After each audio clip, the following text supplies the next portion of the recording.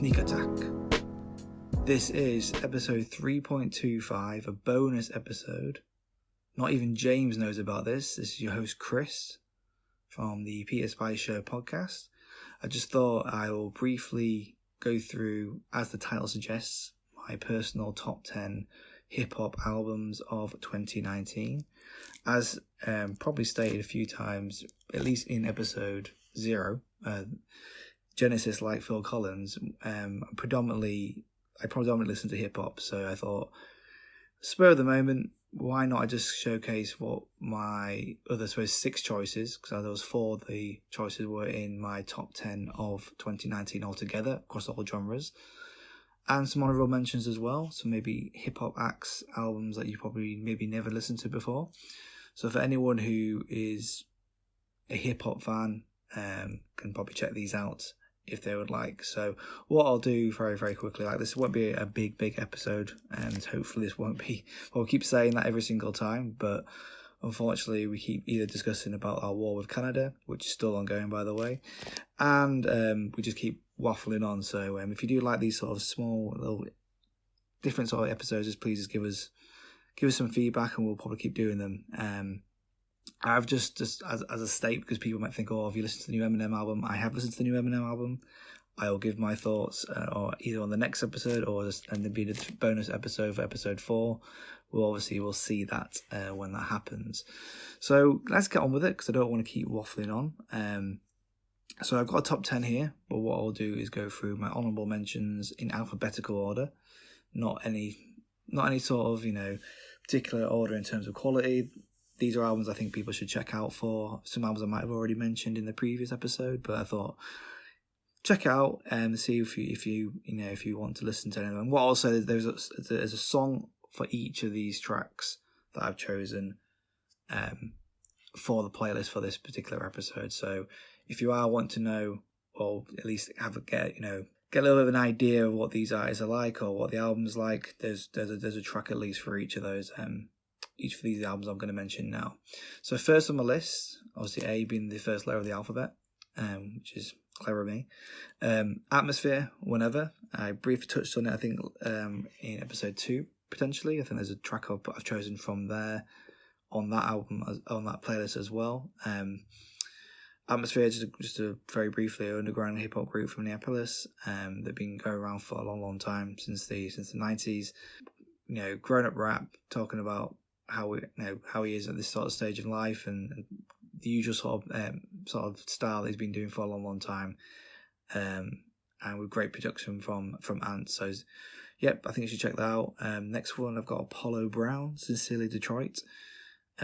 Pretty much what you want from an album, what it's all about that particular city, and you feel that way when you listen to it from beginning one to beginning end. So Apollo Brown, if you don't know, is just a producer from Detroit, obviously, and he's just very much hard knocking, sample based producer that whenever he drops something, I'm always excited for, and pretty much every single album he's done, though his beats may sound similar, they've always been knocked out of the park, especially because he knows how to team up with certain rappers. And all these rappers on here are from Detroit. You don't get, sadly, Danny Brown, and I would never have thought Eminem, especially at this sort of stage in his career, would even rap on any of these beats anyway.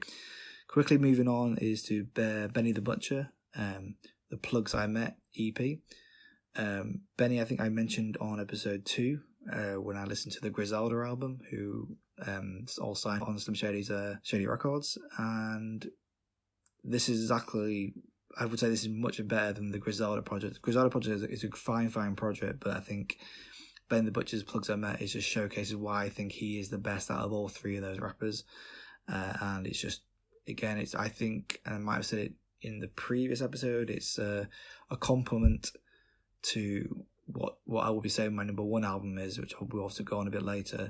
It's definitely a good sort of companion piece, as its subject matter is a little bit similar, and the fact that how it's all the sample and loop based it's very sonically complimentary of what my number 1 album will be. Next is Big Crit. Crit is here.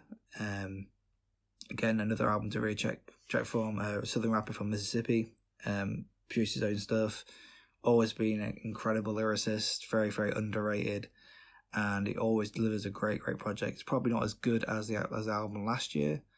That's why I didn't really, touch on my top 10, or in this, or even in my overall top 10. So it's something that I think definitely worth checking out. But obviously he has that southern sound. He tries and mixes it up every so often as well, but he's always very, very consistent every single project he does. So I think you should check it out as well. Next is Brother Ali with Evidence, surprise album, which I didn't mention Atmosphere's one as well. Came out of almost nowhere. Evidence, who people don't know, is a rapper and producer from the group Dilated Peoples. He's produced this entire album for Brother Ali, again, from the Rhyme Says, again, a rapper from Minneapolis who is very, very underrated. He's always had really, really good lyrics in terms of, his religious beliefs, his sort of how he's gone through the world as an albino, technically legally blind, all that sort of stuff. And this is a really good effort of how he can rap on very, very different beats than you would usually hear from, because usually Ant does all the beats. Who's the producer of Atmosphere, he usually does all the beats for Brother Ali. So this is a really nice sort of change of pace, and it mixes it up. And it's got a great feature from Pharaoh Monch as well. Next on the honourable mentions, we've got E40's Practice Makes Paper, or as anyone may know him as his little ad-lib. E40's been around for a long, long time, since the early 90s. There's consistency, and then sometimes there's albums that really, really stick out. This isn't one that sticks out. It's just a consistent album. That's what we've known him for the past, 5, 6, 7 years. And he just kind of envelops on that. It's a very, very long album, but it's definitely worth going through it if you want to hear that sort of Cali, sort of ultra different sort of slang that you'll probably never hear or anywhere. He's a master of that sort of stuff, and he's just very, very, very, very, very underrated, I've always felt. And I think he definitely showcases his worth. Bear in mind it's a very, very long album, but I like E40, so I can always kind of go to it. Next is Earl Sweatshirt's Feet of Clay EP/album. I don't know if it's classes album. It's quite a short project, but again, I think this one also came out of nowhere as well. And Earl has always been a guy who can really can rap all sorts of syllables and things like that, which we all known him for since the Odd Future days. Although these days now he's a little bit more sort of introverted, which on his last album you could really, really tell that was the case, and I loved that last album a lot. And you can tell that this is him like maybe about to shed the Earl Sweatshirt moniker. I know that he's been tossing around that sort of idea, but that's how I feel what this sort of EP/project is, and it's definitely worth checking out if you're a fan of him. Griselda's WWCD, definitely honourable mention. I know that I've just mentioned Benny from the group. If you just like golden age sort of infamous sort of style hip hop albums, then that's definitely worth checking out. That sort of golden age sort of real New York sound that it kind of envelops with sort of a modern sort of touch. I mean, they are technically from the state of New York, but they're from Buffalo, a little bit outside of New York City. They've got Little Brothers Return, and I feel like this was like the album of, I think this was the year of surprise hip hop releases, which is weird. Obviously, talking about Eminem at the beginning. Little Brothers May the Lord Watch. They kept this sort of under wraps for a while. It's not without Knife Wonder. I know that I touched on it, I think, in the previous episode or the episode before that. And it's just Little Brother is now rapper Big Pooh and Fonte, and it's what underground sort of backpack rap is, and this is exactly what we always want. And it's got some great sort of sample based beats and stuff like that as well. So definitely worth checking that out. Next, we've got two in the balance southern rappers. But first of all, Maxo Cream, Brandon Banks. I can't remember his first album or his album before. That was really good. That's why he got kind of noticeable from his very sort of heavy southern sort of lyrical prowess. And then this one is just literally what Southern hip hop was like back in the early sort of noughties to late 90s, but more modernized. And I think it's a really, really solid album. If you like Southern hip hop, definitely check that out. Next is Megan Thee Stallion, probably the most known female rapper of the entire year. I think now working with Pharrell apparently, so that's going to be quite interesting. She's just had a solid album with Fever, and I think it showcases that she can really, really hold the mic, as well as make quite a fun record that kind of bops from beginning to end. So I think she's definitely worth checking out, and she can really rap. So it's a refreshing take. We've got Quelly's Chris Guns, which is not, as you may think, as to people stereotypical of hip hop. I think it's going to be some sort of like all about being like sort of gangster and stuff like that. It's all about literally sort of guns, being sort of accessible, and that's sort of the motif around the entire album. And it's a really, really solid album. It's probably could have hit my top 10 really in this, but really, really, really good. So definitely check him out. He produces a lot of stuff, as well as being a really good rapper. And I think he also appears on the second track on the Apollo Brown project as well. Rhapsody is next with Eve. Again, we touched on it, I think episode before. I think she's finally getting sort of the limelight she deserves. I still feel like the album previously was a lot better, but this is still a solid album. Again, I got another female rapper who can really rap amongst the fellas, and is like I said, the fact that Jay-Z now I think she signed under Rock Nation is brilliant, and I think it's worthy. She's been hustling hard for a long time, and she's finally reaping her rewards, and it can only get better. She's literally got better since she first started, and I don't see no signs of her stopping either. And rounding up my honourable mentions is Sky Zoo and Pete Rock, Retropolitan. If anyone knows who Pete Rock is, he's a very legendary sort of hip hop producer. He is well known. There's a really great Pete Rock beat on the Kanye West and Jay-Z album, Watch the Throne. I think it was a bonus track, and that's pretty much Pete Rock's sort of sound, that very typical golden age boom bap sort of hip hop, and it's exactly what it is, but obviously modernized for what it is now. And Sky's always been a supreme lyricist. He always hits it out of the park, and it's just a great project. If you just like New York, New York boom bap, that's exactly what you want. So we go quickly to the top 10, and I'll go in descending order. So number 10 is Chris Oryx, Out to Sea. So he's 1/3 the member of the underground group Ugly Heroes, with a rapper called Verbal Kent, who could be making quite a bit of noise this year. And the entire thing is produced by the other member, Apollo Brown, who I've now mentioned 3 or 4 times. So he's dropped another great solid album. He's always been very, very consistent, Chris. And he always says, I always feel like and I think he even says it himself, he's like working class raps. And, it's all about him self-reflection, pondering what's around the corner, trying to get by financially, mentally.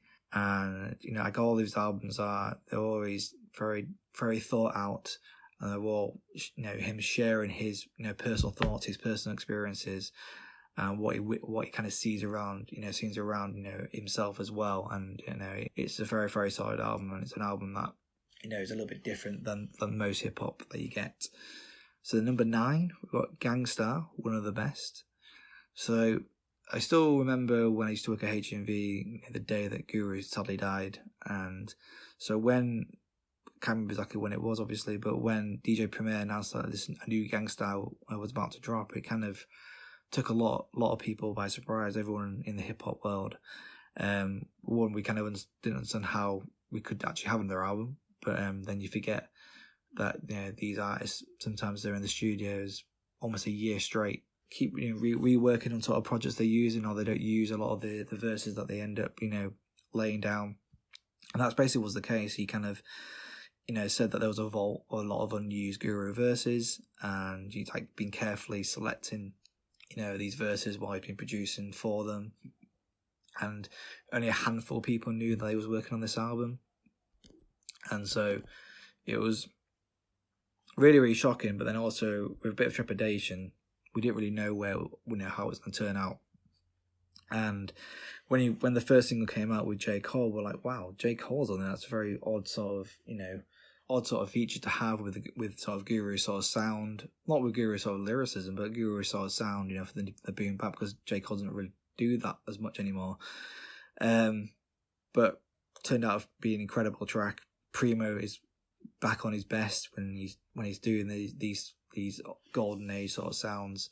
But it's all that boom bap hip hop that, that's how I really fell in love with it. When I really started delving deep into sort of, how hip hop kind of came from, late 80s, early 90s to then really, really just, that's kind of the sound that we all kind of miss. We all reminisce about it, but then not to say that there's been great hip hop since then anyway. And it's some of these verses are just eerie. I feel like it's like Guru knew how sort of the lay of the land was gonna turn out, and so I think it's really, really worth checking out. All the features are great, and I think it's just a very consistent album. Next on the list will be number 8. So we've got JME's Grime MC. We kind of touched on it quite a bit, I think 10-15 minutes at the end of episode 2.5, because it was kind of after we discussed about Stormzy versus Wiley. I don't want to go for too much because we kind of talked about it quite a lot, James and I, but it's all I really need to say is it's basically Wiley's godfather, but Jamie. Just pure grime, and it's exactly what we've been wanting from him, and I'm eagerly awaiting it to be available on sort of Apple or for other people's Spotify, so then you can listen to it on the go really. Next we have is number 7. We've got Danny Brown's You Know What I'm Saying. And Danny has risen to a lot of heights of new fame recently, and he's got his own show on Vice, and it's all off the back of his back-to-back success of each critically acclaimed album. So we've got Old, and we've got Atrocity Exhibition. I can never say that, but but this album goes in a sort of different sort of direction sonically, and I think it's one of those albums where I think you kind of expect something, but then you don't really get it, although it still feels like there's a good album there, and you just need a few more listens to kind of get, I understand why it's all been sort of arranged in that sort of way. And this is very much so. I didn't particularly think it was amazing at first, but I knew there was something there, and the more I listened to it, the more I really, really liked it. And that could have been because of Q-Tip from the Tribe Called Quest fame. It could have been to do with his sort of decision making, as he executive produced this album, and I think he produced a couple of maybe a few of the tracks as well on there. And I feel like I get the impression that he kind of wanted to test Danny in these sort of uncomfortable waters, but Danny's a capable MC that he can easily sort of grace his sort of lyricism over sort of anything really, and you kind of get all aspects of sort of Danny's sort of personality. But definitely, if you listen to it and you like a few of the tracks, just re-listen to the whole album again. It may all get to you, it may not. Maybe some of those tracks that you liked originally will be the forefront for you. But I think it's definitely worth an album sort of kind of going back to over and over again. So I think I actually need to correct myself. I think it's actually 6 albums from a top 10. Okay. So the next 6 albums actually were included in my top 10 albums when I discussed them in the previous episode 3, where we reviewed with the co-host James of 2019. So I won't go through it as deep. I'm trying to keep this as quick as possible as well, but since I keep waffling on. So on number 6 then, so 7 was Danny Brown, 6 Slow Tie, Nothing Great About Britain. I think that was my 10th top album of the year. And so I think, again, because we touched a bit of it on the previous episode, I've had the pleasure of seeing him twice last year. I didn't realise until thinking about it. And Slow Tie's energy is always infectious, whether he's on the stage or it's on a record. And you just kind of, for myself, I just kind of get hooked in to what, when he's rapping, or if he's on TV or something like that, because I think he's got such a big personality, and it's refreshing to see that in sort of UK hip hop. Much like that as well, it's the whole album is a breath of fresh air, and it just shows like, you know, his personality, but then how he's grown up throughout, you know, his whole life. And I know that I mentioned that before.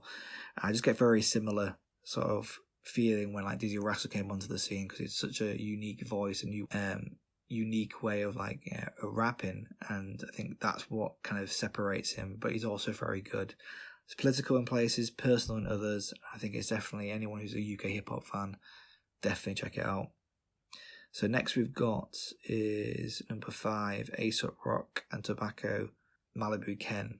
Again, I'm trying not to go through too much into this. So A$AP Rock, who I feel like throws up seemingly the entire dictionary whenever he raps. And he also teams up with a sort of very trippy electronic producer called Tobacco from Black Moth Super Rainbow. And what they create, I feel like, is a minefield of sounds that you will not hear or could not hear from anyone else but them. It's deep lyricism that I've yet to fully decipher, and also like mad tunes that kind of back them up. And this album's like an experience of just everything from how Ace raps and what he's rapping to the absurdity, acid lace sort of beats that Tobacco makes for him as well.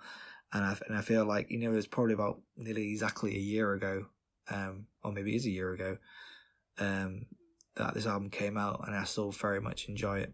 So it's definitely worth checking out if you want something very, very different in hip hop. Next is number 4, Little Simz, Grey Area. So Sims, you know, this album, she's released her most consistent and I think approachable album. Her albums have always been really, really good, and that's what I always liked. I'm always excited to hear Little Sims, because I always feel like she's underrated. She didn't get talked about enough, and I think finally this is kind of the one that's breaching through sort of the commercial appeal. Not because I think it's really, really commercial. It's just more approachable, because I think maybe it's a slightly shorter album than the other ones, and it's just consistent. Each track is so well crafted, and each track has its own importance. Although like the other ones, I felt always had like a bit of a theme, especially the Alice in Wonderland sort of theme.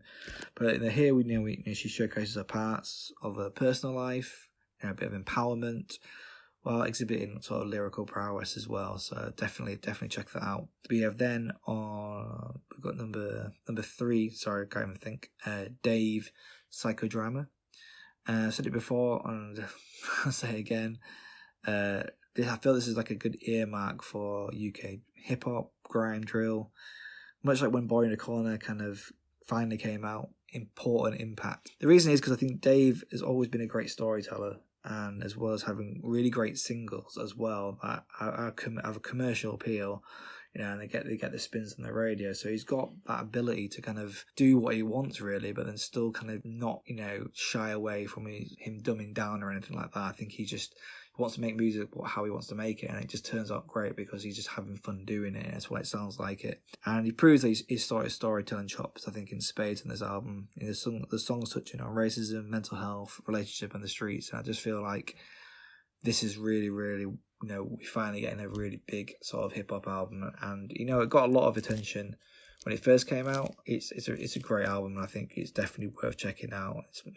If people listen to it, they can really, really understand where maybe the direction that it's going to go. Because obviously grime is still a big thing thanks to the Wiley versus Stormzy thing, but I think this shows that you don't have to be as, you know, the 140 BPM, you know, rapping very, very quick or anything like that. You can have a varied style and still really, really work well. So number 2 is Billy Woods and Kenny Siegel's Hiding Places. Billy Woods, much like the aforementioned A$AP, but not to the extent of A$AP Rock. There's like a stream of layered consciousness verses, which they can be sort of, you know, they may take a bit to digest and decipher, but when they're aided by sort of the fantastic production by Kenny Siegel, it really complements them more. So it really makes them really, really sort of stand out. I mean, Kenny's beats are a bit minimalistic, sort of underground hip hop. You know, drums that kick under distorted instrumentation.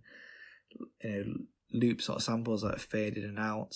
It just reminds me sort of some of sort of the Def Jux sort of projects that came out. The label that LP once helmed, and it's just a really, really sort of solid, you know, underground hip hop album. Again, another reason why when you work with whenever one rapper, one producer, and they work together in a studio and work really together to make a project, it works out really, really well. And that kind of leads on to number one.